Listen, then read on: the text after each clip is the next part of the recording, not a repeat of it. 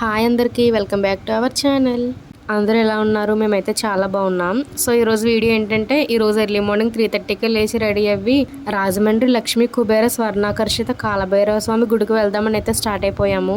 నేను జస్ట్ నిన్నే అన్నాను మా హస్బెండ్తో ఈ గుడికి వెళ్తే బాగుంటుందేమో అని. సరే అని చెప్పి ఇంకా వెంటనే తీసుకెళ్ళిపోయారు. మేము ఇంటి దగ్గర స్టార్ట్ అవుతులకి టైం అయితే 5 కూడా అవ్వదు అండ్ గుడికి వెళ్ళేసరికి అయితే 6 అయిపోతుంది అనుకుంటా. అంత ఎర్లీగా ఎందుకంటే మేము ఈ గుడికి వెళ్ళడం ఫస్ట్ టైం కదా, అక్కడ జనం అంతా ఎలా ఉంటారో తెలియదు కదా అని త్వరగా వెళ్తే త్వరగా వచ్చేయచ్చు అన్నట్టుగా వెళ్ళాము.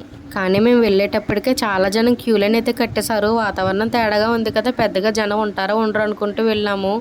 టైం అవ్వే కొద్దీ లైన్ అలా పెరుగుతూనే ఉంది. మాకైతే గుడి అడ్రస్ అయితే సరిగ్గా తెలియదు, ఫస్ట్ టైం కదా వెళ్ళడం. సో గూగుల్ మ్యాప్ ద్వారా వెళ్ళాము, కరెక్ట్గానే తీసుకెళ్ళింది. టెంపుల్కి చాలా దూరంలోనే కారు పార్క్ చేసి నడుచుకుంటూ వెళ్ళాము. సో మేము దర్శనం అయ్యాక తిరిగి వచ్చే టైంకి మా కారు ఎక్కడ కనిపించలేదన్నమాట, అంత లైన్ అయిపోయింది. 7:30 కల్లా గుడి తలుపులు అయితే తీస్తారన్నారు. ఇంక లోపు 1.5 hour అయినా అలా లైన్లో నుంచునే ఉన్నాము. అలా లైన్లో ఉండగానే స్వామివారి హారతిని అయితే బయట తీసుకొచ్చి ఒక రౌండ్ వేస్తున్నారు. నమో కాలభైరవాయ నమః అని. సో మీరు కూడా హారతి తీసుకోండి. ఈ కాలభైరవుని గుడి అయితే రాజమండ్రి గోదావరి గట్టునే ఉంటుంది.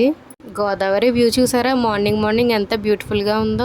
1.5 hour అయినా లైన్లో ఉన్నామని చెప్పాను కదా. సో ఈ లోపు మా బుడ్డోడు అయితే వాళ్ళ డాడీకి చొక్కాలు చూపించేశాడు. ఇంట్లోనే వీడు అల్లరి మామూలుగా ఉండదంటే ఇంకా బయట తీసుకెళ్తే చెప్పక్కర్లేదు. ఈ పేపర్ అయితే మన గుళ్ళోనే ఇస్తారు. మన కోరిక, గోత్రం పేరు, ఊరు పేరు, ఫోన్ నెంబర్ అన్ని రాసేసి 11 రూపాయలు పెట్టి స్లిప్లా చేసి అక్కడ హుండీలో వేసేయడమే. బయట నుంచి వీడియో తీద్దామన్నంత గ్యాప్ కూడా లేదనమాట. జనం అయితే చాలా రష్ అయిపోయారు. ఈ గుడి అయితే ఆరెంజ్ కలర్ లో ఉండి 2 floors ఉంటుంది. సెకండ్ ఫ్లోర్ లో స్వామివారి దర్శనం చేసుకున్నాక మంచి అయితే హారతి మంత్రం చదివించి బొట్టు కూడా పెడతారు. నెక్స్ట్ ఫస్ట్ ఫ్లోర్ కి వచ్చాక మంచి అయితే స్వామివారికి జలాభిషేకం కూడా చేపిస్తారు. ఈ గుళ్ళో అయితే డబ్బులను ప్రసాదంగా ఇస్తున్నారు. ఇవైతే మనం దేంట్లోనే కలపకుండా బీరువాలో పెట్టుకోవాలంట. ఫైనల్లీ మాకు దర్శనం అయితే చాలా బాగా జరిగింది. నెక్స్ట్ అయితే బ్రేక్ఫాస్ట్ చేద్దామని చెప్పి ఉడిపి అక్షయకి అయితే వెళ్ళిపోయాం. మా హస్బెండ్ మైసూర్ బజ్జీ చెప్తే నేనైతే మసాలా దోశ చెప్పాను. ఇంకా టేస్ట్ విషయానికి వస్తే కాస్ట్ని బట్టే కదా, కాస్ట్ బాగుంటే ఆటోమేటిక్గా టేస్ట్ బాగానే ఉంటుంది. మా బుడ్డోడు మళ్ళీ ఎక్కడ ఏం తినాలా అని చెప్పి కారు ఎక్కగానే పడుకున్నాడు. బ్రేక్ఫాస్ట్ అయిపోయాక ఇంక డైరెక్ట్గా ఇంటికైతే బయలుదేరిపోయాము. అన్నట్టు ఈ గుడి గురించి ఒకటి చెప్పడం మర్చిపోయా. అమావాస్యకి, పౌర్ణమికి అలాగే ఆదివారాలు మాత్రమే గుడి అయితే ఓపెన్లో ఉంటుందంట. నిన్నైతే ఆదివారం, అమావాస్య 2 కలిసి వచ్చాయని చెప్పి మేమైతే అప్పటికప్పుడు అనుకుని వెళ్ళాం.